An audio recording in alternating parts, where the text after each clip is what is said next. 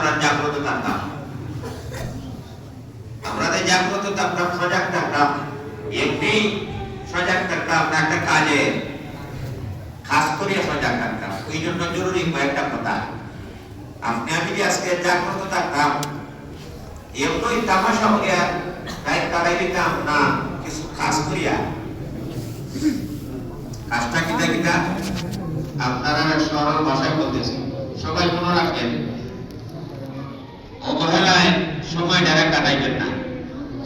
আজকে রাত্রে পাইবার সময়, এই জন্য কিভাবে কাটাইতা আপনার সুবিধা মতে আপনি ইবাদতটা করবেন। ফরজ ইবাদতের পরে, মুক্তি ইবাদতের পরে আপনার স্বাধীনে আপনি ইবাদতটা করবেন। কিভাবে? আমরা কিছু তাসবিহ করব। সুবহানাল্লাহ, সবাই বলেন সুবহানাল্লাহ, সুবহানাল্লাহ, আলহামদুলিল্লাহ, লা ইলাহা ইল্লাল্লাহ,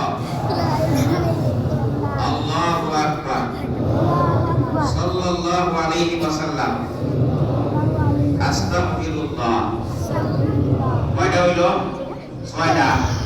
সুবহানাল্লাহ, আলহামদুলিল্লাহ, লা ইলাহা ইল্লাল্লাহ, আল্লাহু আকবার, আস্তাগফিরুল্লাহ, সাল্লাল্লাহু আলাইহি ওয়াসাল্লাম। এরকম ছয় তাসবিহ প্রত্যেকটার 100 বার করে করবা। করবানি তো আমরিয়া এর একটা তাসবিহ দাম আছে, এটা বললে বুঝা যাবে, দুনিয়া থাকতে বুঝা যাবে না। যেভাবে নাকি যারা বিদেশ যায়, যে সমস্ত দেশের টেকার মান আছে, যেমন কুয়েত, ইটালি,